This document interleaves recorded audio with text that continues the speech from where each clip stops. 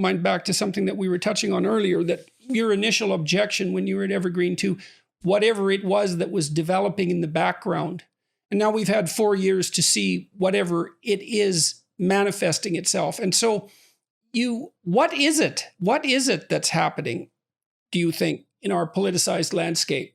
I mean, well, I have a guess, and it's right up your alley. It's something I'm intending to explore at greater length. But the basics are this, I suspect. You and I think, would share the opinion that psychological development is among the most important phenomena for understanding human beings, and it is underrated. We tend to look at the behavior of adults and study it, but we should spend more time thinking about how those adults ended up the way they did in order to really understand them. And I think for each generation, you have a developmental landscape, and what the governing forces are in that developmental landscape has a lot to say about both the insights and the blind spots of the people who emerge from it. And so I would say that for Americans of my generation, I'm a Gen X, the market played too much of a role developmentally, and it has created a kind of lens through which we can't help but look. It has, commodified things in a way that is quite unhealthy. You were born when? I was born in 1969. Okay. For millennials, and maybe even more so for Gen Z, I suspect that there is a pivot to something else. And many people, Jonathan Haidt and Greg Lukianoff have certainly talked about iGen, the internet generation. But what I suspect is really going on is that if you are sufficiently plugged into the internet early enough, there comes a point at which your persona on the internet takes primacy. It is more important than your actual physical life persona. It's worse than that. It's worse than that, I would say, from personal experience. There's more of me on the internet than there is in me. My electronic avatars are far more powerful than me personally, and right. I can watch this because I've been away for a year and a half, and yet my internet presence has steadily increased during that time. And I look online now, and it's 700 million views, something like that. So now imagine that as the developmental environment for children. Now here's the connection I want to draw. My contention is that the online landscape is postmodern, right? That if we were just to simply describe it, the rules, the physics of online life are postmodern. Because it's abstracted from the environment. Right. So for example, it's like living in a dictionary. If I decided tomorrow that I was a woman, right, I could change my internet presence such that I would present in a female way. I could say, hey, anybody who doesn't treat me as female is a jerk. And the point is, I have transitioned completely, right? Now, obviously, there's no such thing in the physical world. You can transition, you can take hormones or blockers, you can get surgeries, but no man has ever become a woman and reproduced in a female way, right? So the point is, the physical world has all kinds of constraints that come from physics and biology, which do not translate to the online world. And for people like you and me, for whom the online world is an add-on world, we think, well, obviously real life is the important one. And then the online thing has some interface with it, which is frightening, but we understand how they relate. But if you reverse these two things, then what you get is a generation that its problem-solving mind says, actually, of course you can transition. You can transition, and then it is everybody's obligation to live by who you've told us you are, and anybody who doesn't is a bad person. And what has to be true for that to be the case, right? I had a fantasy a long while ago that people would end up wearing glasses, like the Google glasses, that would be illegal to take off, and that you'd be mandated to see what people wanted you to see. It was their right to be presented to you in the manner that they chose to present themselves. And I'm not saying that's a particularly brilliant vision, but it's very much in keeping with what you're describing. So, yep, I think it's close. But if you imagine then that an online world in which effectively we can all be equal tomorrow as long as we say that that's the objective, and we can all present as we want, and others can be forced to adhere to it or be thrown off of whatever discussion, then all of this begins to make a great deal of sense. And so I'm wondering if we are not, in effect, in a kind of civil war between those for whom the real world has primacy and those for whom the online world has primacy. And if that's not the fundamental nature of the battle.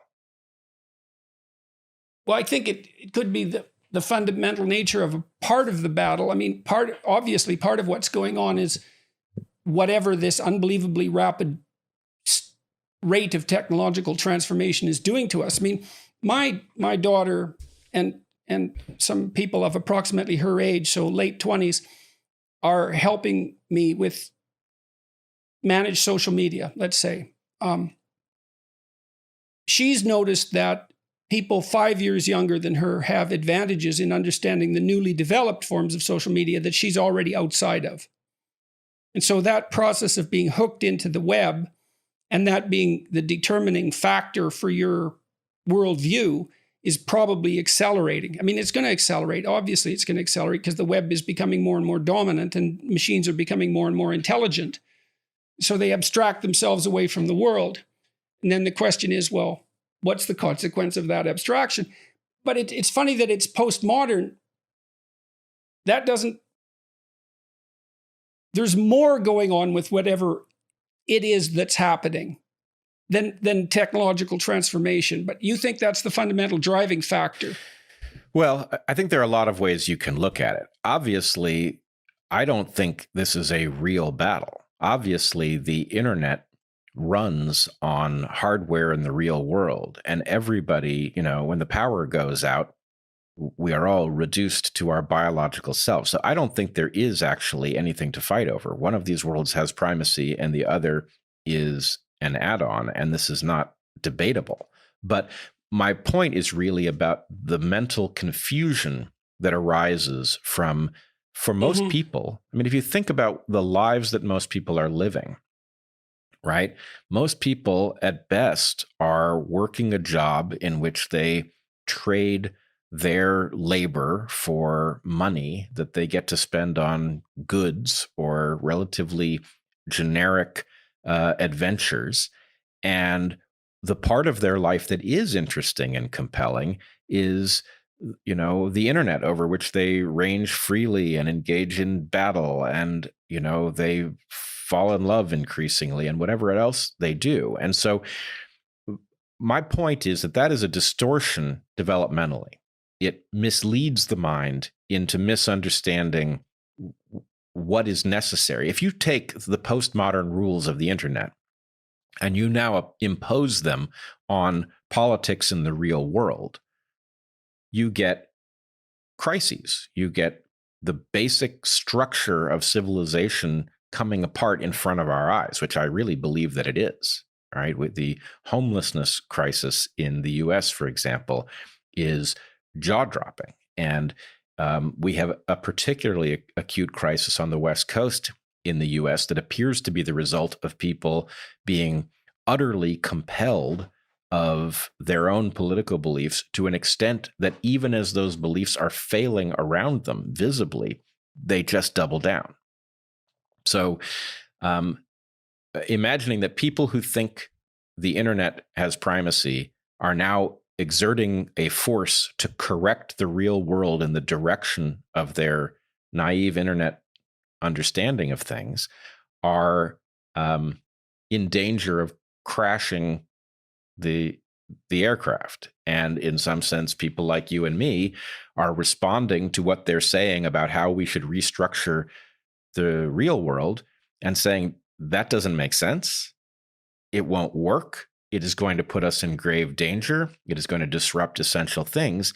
And, there are those who can hear us, and we are popular with those who can hear us. And then there are those who regard our pointing out the obvious as a danger to their program, who are intent on silencing us. And so I had thought about this obsession with identity from a developmental perspective too. And I thought this insistence by a loud minority that their determination of their identity take primacy is, first of all, it's wrong technically, I think, because an identity isn't merely what you feel you are. An identity is way more complicated than that, as any decent social constructionist should already know. An identity is a role, a set of complex roles that you negotiate with other people so that you can thrive across a very long span of time. And it can't be something that you impose on other people, because then they won't cooperate with you. Now, you might say that you have a right to impose certain aspects of it on other people, and you could have a reasonable debate about that, but identity is definitely not merely what you feel it is, and it's certainly not merely what you feel it is moment to moment. That identity is actually much more like that of a 3 or 4-year-old child.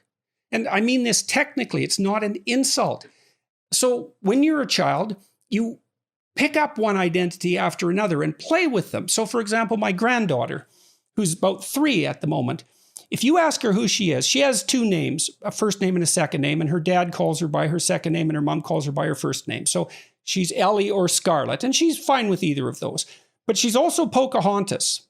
And if you ask her whether she's Ellie or Scarlett or Pocahontas, she will say Pocahontas. And she has said that for 8 months. It's amazing. It's been that persistent in a child of that age. It's quite remarkable. But what she's doing is playing. And girls will play to be boys at that age, and boys will play to be girls. And they play with multitudinous identities, and then they settle into one. So then the question is, what if you disrupt that play? That's fantasy play. And then another question might be, well, what if you disrupt it with technology? Not that technology itself is producing a message that's counter to that, but that the fact that children are on technology all the time means they're not engaging in that kind of identity establishing fantasy play. And then you might say, well, maybe what you see happening in that case is that it bursts out in late adolescence. And the insistence there that my identity is what I say it is actually the scream in some sense of an organism that hasn't gone through that egocentric period of play where they are, in a fictional sense, exactly the way they define themselves. You can't tell my granddaughter, who's 3, that she isn't Pocahontas. It's stupid to tell her that, because she means it in an experimental sense. And all you're doing is interfering with her fantasy play. And so I see a fair bit of this as delayed fantasy play with the kind of pathology that comes up when you delay a necessary developmental stage. Now, that could be wrong, and probably is, but still, it looks to me like that's part of what's happening. It's very strange to see this insistence. Like, it's so conceptually unsophisticated. Even the hypothesis that identity is only what you feel that it is. And the intense insistence that be the case is also another mystery. It's like, why is it that it's a foregone conclusion that other people have to go along with your self-definition? So I think, first of all, that's fascinating, and that fits rather exactly with what I'm getting at. And I suspect it is adding a dimension where I was vague about the developmental pathway. But you're absolutely right that a child can take on an identity, and effectively within limits, they are allowed to assert that identity, and adults will play along with it. Encourage it. Right. Now, the thing is, there's a process. I'm more familiar with the male side of this because I went through boyhood and being a young man. But if you have a misunderstanding about how you present in the world, so you assert that you are one way, then your peers will, if your peers are nice, they will poke fun at you in order to reveal to you what it is that you actually present as, so that you can adjust your self-image. Right, and that's part of healthy socialization. Right? That's what happens. Once you pull out of that egocentric stage where you're playing with yourself, then you have to integrate other people into your play, and then it's a negotiation. Otherwise, right, you're not accepted by your peers. And so that's another thing that's very interesting, is that it is precisely those children who aren't accepted by their peers that insist that their self-definitions rule. And then one of the things that's kind of terrifying about that is, if you know the child antisocial literature, there's a percentage of children that are quite aggressive at the age of 2. Almost all of them are male. Almost all of them are socialized out of their aggression by the time they're 4.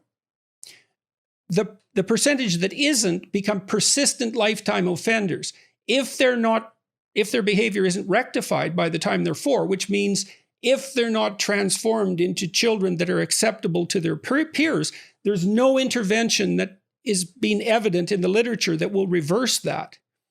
So this is both frightening and it's making me happy in the sense that I believe that the model that we are wrestling to the surface here is accurate, and it doesn't fit what most people are expecting is going on. And I think there's a lot of power in understanding it this way. But what you are effectively saying is that there's a period in which self-definition is identity in some sense, and then there is a period of correction at which your insistence on who you are meets everyone else's insistence on who you are, and you then learn who you actually are, and that thing better be a pretty good match for the world. But then, yeah, it better be all right.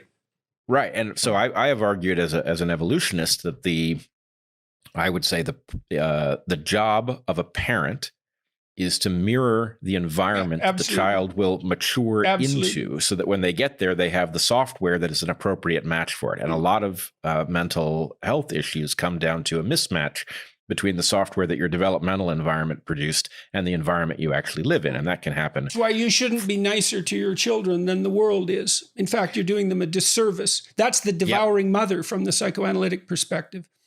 Right. And this gets into some very uncomfortable territory. What does good, if you're a slave, if you're born into slavery and you produce children, how should you parent them? Should you protect them from, I would say all of the implications of slavery? Presumably let's go through not. this stage idea again, because there's 3 stages, I think. There's the egocentric stage where the child is manifesting multiple identities, self-defined and playing. Then that's under the protection of parents. The parents put up a walled enclosure, so to speak, within which the child can do that experimentation. Then the child meets the world of peers. That happens between the ages of 4 and the ages of 17, 18, something like that. And that's when your identity has to expand to include others in a cooperative and negotiated way. You have to manage competition and cooperation, and your identity becomes socialized. And then there's a stage beyond that, I would say, where you kind of pop out of that socialization and you're no longer necessarily a member of the group. It's like a self-actualized person. Although I don't like that phrase, the self-actualization theorists thought to some degree in this manner. Once you're done with your apprenticeship, you can become post-apprentice, and then you can take control of your own destiny to some degree independently of your peers. So hopefully you can get to there. And so that's part of the answer to the slavery conundrum. You should be a good member of your group, but you shouldn't only be that. Well, I think there are two different questions. The slavery issue is the very uncomfortable idea that if a parent is supposed to mirror the adult environment that a child will have to get along in, then a person whose children will mature into an arbitrary environment needs to understand that it's an arbitrary environment rather than being protected from it, right? In order to to properly avoid running afoul of the arbitrary authorities in a slave environment, one has to be developmentally brought into how you navigate below the radar, how you play that game. And so anyway, you would expect the parenting to look very different. And, this idea that childhood is, a joyous time where you should be free of all of those adult influences is exactly wrong. It's preparation. So, though now, if we take this model that I think you and I are agreeing on here about the fact that and I like your point here, that there are three stages. You've got, I assert my identity independent of the world, then the world and I negotiate over what my actual identity is, and then I'm not an apprentice anymore and I get to be who I am in the adult world, having been informed by that process. And you imagine that you've got generations now, 1.5 of them maybe, for whom the online environment was so compelling and so much the source of most of their affirmation that its rules have become sacrosanct to them. And those rules really do look like, it's a childish world, right? You join some community of people, you tell them who you are. There are rules about them having to respect who you've told them. It is, if I say I'm Pocahontas, who are you to say I'm not, right? And that in some ways... Well, the answer to that question in the real world is, I'm someone you have to get along with in repeated interactions. But that may not be the case at all online. That constraint's gone. You can just pick up and move to the next community. And that's another thing we should talk about, because another thing that's happening online is that I've detected this recently, is that the online environment is also making everyone acutely paranoid. And I think the reason for that is that it's easy for our thinking to go astray. And as we talked about earlier in this discussion, other people tap you back into shape. And you're surrounded by a kind of random assortment of other people in the real world because you didn't select them. So because it's random, it provides you with what is in essence relatively unbiased feedback information. But online you can choose your compatriots, and it's likely to be the case that at your weakest point psychologically, you choose the least demanding compatriots. And so your craziest ideas are the least likely to be challenged. All right. So there's so many interesting threads here. One of them, my guess is you and I will fall out in the same place here. But if you give me a choice between a community that believes everything I believe and one in which people believe very different things, I'm not going to choose the one in which people believe the things I believe, because for one thing, it's the end of growth and it's deathly boring. I want to object slightly. Okay. I've had, and you've had this experience too. I've had the experience of being in an environment where a very large number of people don't agree with me vociferously. And what I would say is a little of that goes a long way. Even if you're a courageous thinker, and I'm not going to put myself in that category, but even if you're someone who wants to be able to tolerate dissent, there's a limited amount of dissent that you actually can tolerate. You are going to seek out an environment where most people agree with you, but some people don't some of the time. And it's kind of like listening to music. You'll like music that's optimally different from what you are enjoying right now, right? If it's exactly the same, it's boring. If it's too different, you can't hear it. There's an amount of novelty that you can tolerate, but it's not that large. And so even people who have been trained to look for evidence that disproves their own theories, they're only going to be able to tolerate a tiny bit of that at a time. It's too destabilizing. Well, all right. So I want to link this back up to what you said before about the 3 stages. Yep. So my experience as a scientist is that my most valuable characteristic is the ability to be completely indifferent to the prevailing wisdom on a given point, right? And I think this is No personal stake in it. Well, I may even have a personal stake. I may come up with an idea that compels me that it's probably right, a hypothesis. Yeah. And I may advance it and have every single one of my peers say, that's garbage. And my sense is not one of, oh, crap, I've said something bad. My sense is, well, wouldn't that be delightful? If I'm as right as I think I am, then the fact that everybody else doesn't get this makes it even better, right? So my point is, that's not normal. I know that's not normal. And it's not normal for evolutionary reasons that are easy to understand. No, it takes a lot of training to accomplish that. Yes, or a developmental environment that rewards it, right? Sure. If you have the right experiences. But then again, you said yourself, again, at the beginning of this conversation, think about the preconditions for that is that in order to open yourself up to that sort of criticism, you have to be supported in all sorts of ways, and even so when I'm functioning as a scientist, I am trying to disprove my presuppositions. I'll test them. It's like something manifests itself in an experiment. Then I design 3 or 4 experiments to see if I can make that effect go away.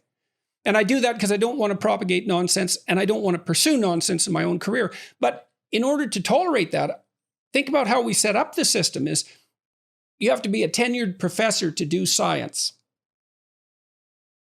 or have the equivalent position in a research lab. But your economic situation is stabilized. Your social status is stabilized. Like you're protected on 50 fronts. And then you can open the door and say, okay, let's have some novelty come my way. And that's assuming that you're at a point where you can tolerate any novelty at all.